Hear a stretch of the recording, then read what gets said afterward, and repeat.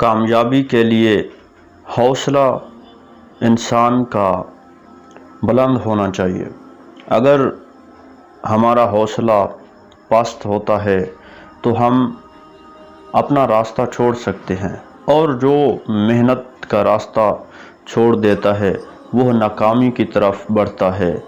تو حوصلہ کی پستی انسان کو ناکامی کی طرف لے جاتی ہے۔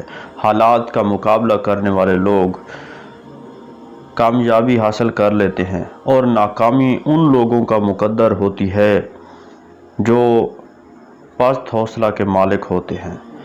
حالات زمانہ چاہے کتنے ہی مشکل کیوں نہ ہوں، ہمیں کبھی بھی امید اور حوصلہ کا دامن نہیں چھوڑنا چاہیے، کیونکہ اگر ہم نا امید ہو گئے، ہم مایوس ہو گئے، اگر ہم نے حوصلہ اپنا پست کر دیا تو ہم کبھی بھی حالات کا مقابلہ نہیں کر پائیں گے۔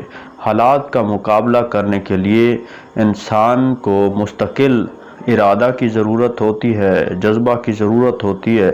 اگر ہم اپنا جذبہ جوان رکھیں گے، اگر ہم اپنا حوصلہ بلند رکھیں گے تو ہم ہر قسم کے حالات کا مقابلہ کر سکیں گے۔ اگر ہم مشکلات کا مقابلہ کریں گے تو پھر ہم ایک نہ ایک دن اپنی محنت کا پھل ضرور پائیں گے۔ میری دعا ہے کہ اللہ تعالیٰ آپ سب کو خوش رکھے، آمین۔